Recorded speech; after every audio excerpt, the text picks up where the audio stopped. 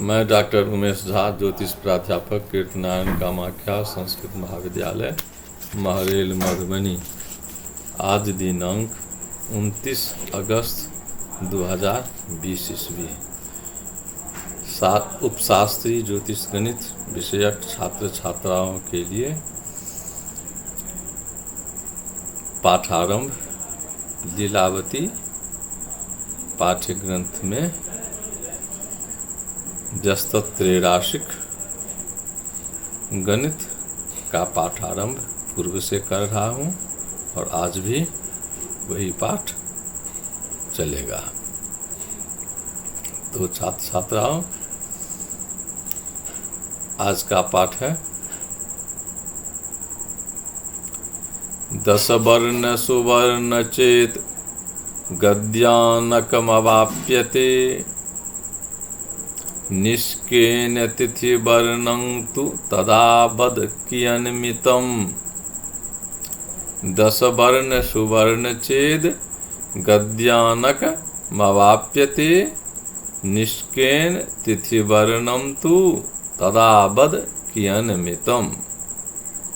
चेत एकेन निष्पन्नांकेन वा एकेन निष्केन 10 वर्णं सुवर्णं गद्यानकम् अवाप्यते प्राप्यते तदा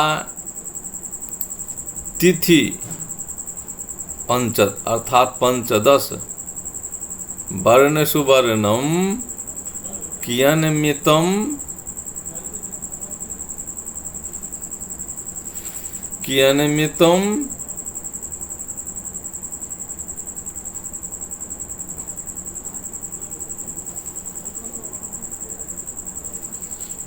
कियन्मितम अवाप्यते प्राप्यते। अर्थात चेत यदि एकेन निष्केन, यदि एक निष्क में, यदि एक निष्क में 10 गद्यानक भरी सुवर्णम सोना अवाप्यते, एकः गद्यानकः अवाप्यते। एक निष्क में यदि 10 भरी बिकने वाला सोना एक गद्यानक प्राप्त करते हैं तो तदा तो तिथि वर्णम सुवर्णम, तिथि अर्थात 15 भरी सोना वाला कियन्मितम, तो 15 रुपये भरी बिकने वाला सोना कितना प्राप्त होगा। तो 10 वर्णम सुवर्णम चेत गद्यानकम अवाप्यते निष्केन तिथि वर्णम तो तदा वद कियन्मितम। चेत एकेन निष्केन 10 वर्णम सुवर्णम गद्यानकम अवाप्यते प्राप्यते तदा तिथि वर्णम अर्थात पंचदश वर्णम सुवर्णम कियन्मितम अवाप्यते प्राप्यते इति अन्वयार्थ। अर्थात यदि एक निष्क में 10 गद्यानक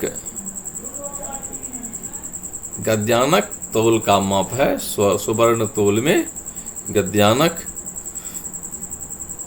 का मान आता है। तो 10 भरी 10 रुपये वाला भरी वाला सोना यदि एक गद्यानक मिलता है एक निष्क में, तो 15 रुपया भरी वाला बिकने वाला सोना कितना प्राप्त होगा। तो यहाँ पर में व्यस्तत त्रैराशिक हो गया।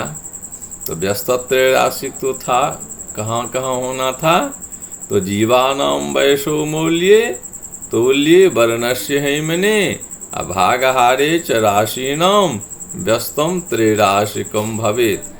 जीवानाम जंतूनाम जंतुओं के मूल में, अवयसः अवस्था में,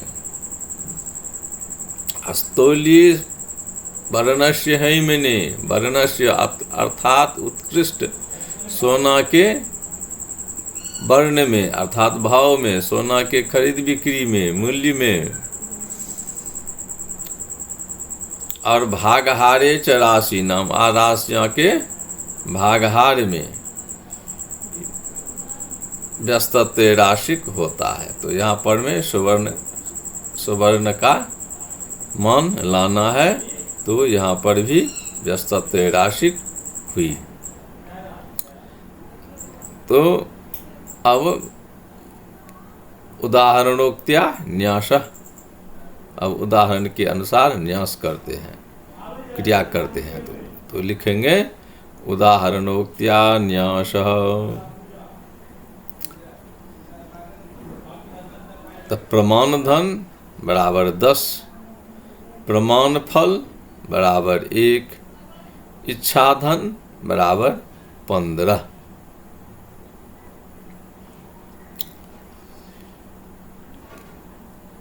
तब इच्छा फल ज्ञात करना है। तो 3 राशि हो गई, प्रमाण धन, प्रमाण फल और इच्छा धन। इस 3 राशि पर से इच्छा फल का आनयन करना ही त्रैराशिक है। तो अब इसको हम क्रिया करते हैं, व्यस्तत त्रैराशिक सूत्र के अनुसार गणित करते हैं। अत्र व्यस्तत त्रैराशिक सूत्रेण गणितम क्रियते, अर्थात प्रमाण धनम प्रमाण फलेन गुणितम इच्छा धनेन आद्येन, अर्थात इच्छा धनेन विभक्तम तदा इच्छा फलम भवति। अर्थात प्रमाण धन को प्रमाण फल से प्रमाण फलेन गुणितम, प्रमाण धन को प्रमाण फल से गुना कर देते हैं, और इच्छा धनेन विभक्तम, और इच्छा धन से विभाजित कर देते हैं। तो इच्छा फलम आयात, तो इच्छा फल आ जाता है। अब यहाँ पर में प्रमाण धन क्या है, तो प्रमाण धन है 10 वर्ण अर्थात 10, और प्रमाण फल है 1 निष्क। प्रमाण फल हो गया 1, और इच्छा धन हो गया तिथि वर्णम अर्थात 15। तो प्रमाण धन 10 को प्रमाण फल से अर्थात 1 से गुना कर दिए, और इच्छा धन से अर्थात 15 से विभाजित कर दिए। तो स्वरूप बन गया 10 गुना 1 बटे 15, यही बराबर 10 एकन 10 बटे 15। अब 10 और 15 को ऊपर नीचा में क्रम से हम काट दिए, विभाजित कर दिए 5 से, ऊपर नीचा दोनों को हम 5 से विभाजित कर दिए। तो 10 बटे 15 है, तो 5 से विभाजित कर दिए, तो ऊपर भी 10 में 5 से भाग दे दिए, तो 2 हो गया, और नीचा भी 15 है, तो उसमें वहाँ भी 5 से भाग दे दिए, विभाजित कर दिए, तो 5 तिहाई 15 हो गया। तो अब बच गया 2 बटे 3, यही गद्यानक उत्तर हो गया, यही गद्यानक अवाप्यते। तो 15 यदि, तो यही सिद्ध करना था यदि एक निष्क में 10 रुपये भरी बिकने वाला सोना एक गद्यानक प्राप्त करते हैं तो 15 रुपये भरी बिकने वाला सोना कितना मिलेगा? तो 2/3 गद्यानक मिलेगा। तो यही तो प्रश्न था, इसका उत्तर आ गया 2/3। अब इसके बाद अग्रिम राशि भाग हरणे उदाहरणम प्रस्तुत करता हूं। तो उदाहरण स्वरूप है सप्ताढ्यकेन मानेन राशौ सस्यस्य मापिते यदि मान शतं जातं तदा सप्ताढ्यकेन किम्? सप्ताढ्यकेन मानेन राशौ सस्यस्य मापिते यदि मान शतं जातं तदा सप्ताढ्यकेन किम्? यह राशि भाग का उदाहरण है। तो व्यस्तत्वे राशि जीवानां वयसो मूल्ये तोल्ये वर्णस्य हेमने भागहारे च राशि नाम। तो वही राशि भागहार का उदाहरण है। तो सप्ताढ्यकेन मानेन राशो सस्यस्य मापिते यदि मान शतं जातं तदा सप्ताढ्यकेन किम्? अर्थात सप्ताढ्यकेन मानेन 7 आढक, सप्त माने 7, आढक नाम है, राशि का नाम है, मापने वाला वस्तु है आढक। तो 7 आढक के मान से यदि सस्यस्य राशौ मापिते यदि सस्यस्य धान्यस्य राशौ समूह धान्य समूह को अर्थात धान्य के ढेरी को समूह अर्थात ढेरी को एकत्रित ढेरी को मापितेन यदि मापित करते हैं, नापते हैं, तौलते हैं 7 आढक वाला मान से यदि नापते हैं तो मान शतं जातं तो 100 मान होता है। तात कहने का तात्पर्य है एक धान का ढेरी है, उस धान्य के ढेरी को यदि 7 आढक के मान वाला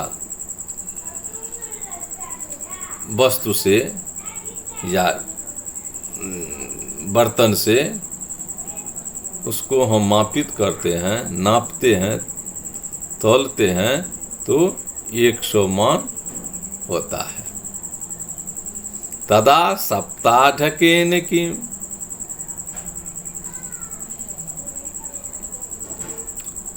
सप्ताढ्यकेन मानेन राशो सस्यस्य मापिते यदि मान शतं जातं यदि मान शतं जातं तदा पंचाढ्यकेन किम्? तदा पंचाढ्यकेन किम्? तो 7 आढक वाले मान से नापने से 100 मन होता है। तो 5 आढक वाला मान से यदि उस अन्न की ढेरी को, शस्य धान्य की ढेरी को यदि हम नापते हैं, तौलते हैं तो क्या होगा? यहाँ पर भी इच्छा वृद्धि फले ह्रासो ह्रासे वृद्धि फलस्य तु व्यस्तम त्रैराशिकम तत्र ज्ञेयम गणित को विदई। इच्छा की वृद्धि, फल का ह्रास, फल की वृद्धि, इच्छा का ह्रास, यहाँ पर में वही बात है। तो व्यस्त त्रैराशिक गणित लग जाता है। तो पुनः इसको एक बार कर देते हैं, कह देते हैं। यदि सस्यस्य रासौ सप्ताढकेन मानेन मापिते तदा मानशतं जातम्। यदि सस्यस्य रासौ पंचाढकेन मानेन मापितेन तदा किमिति प्रश्नः। तो अब हम यहाँ पर में क्रिया करते हैं। तो उदाहरणोक्त्या न्यासः लिखते हैं, उदाहरणोक्त्या न्यासः।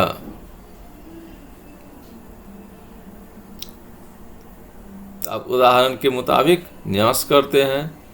तो यहाँ पर में 7 आढक के मान से नापने पर 100 मान होता है। तो यहाँ पर में 7 जो है सो प्रमाण धन हो गया और 100 जो है वह प्रमाण फल हो गया। तो प्रमाण धन 7, प्रमाण फल 100। और यदि उसको हम 5 आढक के मान से नापते हैं तो कितना होगा? तो 5 आढक जो यहाँ है वह इच्छा धन है। तो अब 3 अवयव हो गया, प्रमाण धन, प्रमाण फल और इच्छा धन। तो प्रमाण धन हो गया 7, प्रमाण फल हो गया 100 और इच्छा धन हो गया 5। तो यहाँ पर भी व्यस्तते राशिक सूत्र के अनुसार प्रमाण धनम प्रमाण फलेन गुणितम। प्रमाण धन को प्रमाण फलेन गुणितम, प्रमाण धन को प्रमाण फल से गुना कर देते हैं और इच्छा धनेन विभक्तम, और इच्छा धन से उसको हम विभाजित कर देते हैं। तदा इच्छा फलम आयाति, तब इच्छा फल आ जाता है। तो यहाँ पर में प्रमाण धन है 7 और प्रमाण फल है 100 और इच्छा धन है 5। तो 7 गुने 100 भागा 5, तो यह बराबर हो गया। अब ऊपर में 100 है, नीचा 5 है, तो 100 को हम अब 5 को हम काट देते हैं ऊपर नीचा। तो 5 एकान 5 और 5 बीसों 100। तो 7 गुना 100, 100 के बदले में हम 20 दे दिए। नीचा जो भागा 5 था उसको हम 5 के बदले 1 हो गया। तो 1 से जैसे भाग लगे वैसे लगना, वैसे नहीं लगना, तो हो गया। तो 7 गुना 100 बटे 5 बराबर 7 गुने 20 7 गुने 20, यही बराबर हो गया 20 सत्ते 140। तो 140 आढक मान, यही उत्तर आ गया। तो प्रश्न क्या था? जो किसी अन्न समूह के अन्न की राशि को, धान्य की राशि को, ढेरी को यदि हम 7 आढक वाले मान से उसको तौलते हैं, मापते हैं, नापते हैं, तो 100 मान होता है। उसी राशि समूह को, ढेरी को, अन्न की ढेरी को यदि हम 5 आढक वाला बर्तन से नापेंगे तो कितना होगा?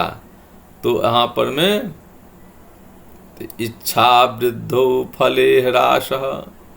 तो यहाँ पर में इच्छा की वृद्धि तो फल का ह्रास। तो ह्रासे वृद्धि फलस्य तु। और दूसरे उदाहरण में इच्छा का ह्रास तो फल की वृद्धि हो जाता है। तो 7 वाले मान से, तो यहाँ पर में 7 वाला जो मान है उसको हम नापते हैं तो 100 हो जाता है। तो इधर भी 7 भी ज़्यादा, 7 ज़्यादा है और तो 100 कम हो गया। इच्छा की वृद्धि हुई तो फल का ह्रास हो गया। इच्छा माने नापने वाला मान। तो यह 7 आढ़क वाला मान से नापने से 100 मन होता है। और यदि 5 आढ़क वाला मान से हम नापते हैं तो यहाँ पर में 5 जो है सो कम हो गया। तो जब इच्छा वृद्धि फले ह्रास, आज फले ह्रासो, इच्छा वृद्धि फले ह्रासो, ह्रासे वृद्धि फलस्य तु। और इच्छा का ह्रास, यहाँ पर में इच्छा का ह्रास हो गया है, अर्थात इच्छा धन 5 आ गया है। तो फल की वृद्धि होना स्वाभाविक है। तो 5 आढ़क के मान से नापने पर 140 आढ़क मान आ जाता है। तो 7 वाले मान से नापने पर में मात्र 100 आढ़क हुआ और 5 आढ़क वाले मान से नापने से 140 हो गया। तो यही तो उत्तर लाना था जो आ गया। तो अतः आज व्यस्त त्रैराशिक गणित के बचे हुए 2 उदाहरण, एक उदाहरण तो कल मैंने कहा था, वह था प्राप्नोति चेत षोडश वत्सरा स्त्री 32 वत्सरा किम द्विधिर्बहो निष्क चतुष्क मुक्षा प्राप्नोति धूखट कवहस्तदा किम। तो एक उदाहरण कल हम लोगों ने कल उसका समाधान किया था। आज 2 उदाहरण का बचे हुए 2 उदाहरण का समाधान हो गया। वह उदाहरण था 10 वर्ण सुवर्ण चेत गद्यानकमवाप्यते निष्केन तिथि वर्णम तु तदा बद कियन्मितम्। दूसरा उदाहरण राशि भाग हरणे उदाहरणम। सप्ताढ़केन मानेन रासौ सस्यस्य मापिते यदि मान 100 जातं तदा 5 किम। तो आज ये दोनों का उदाहरण का हमने गणित किया। तो छात्र छात्राओं, तो आज पंचराशि व्यस्त त्रैराशिक गणित का उदाहरण समाप्त हुआ। फिर आगे अग्रिम प्रकरण को लेकर उपस्थित होंगे। तो आज के पाठ को हम लोग यहीं विराम दें। अस्तु। जयतु संस्कृतम।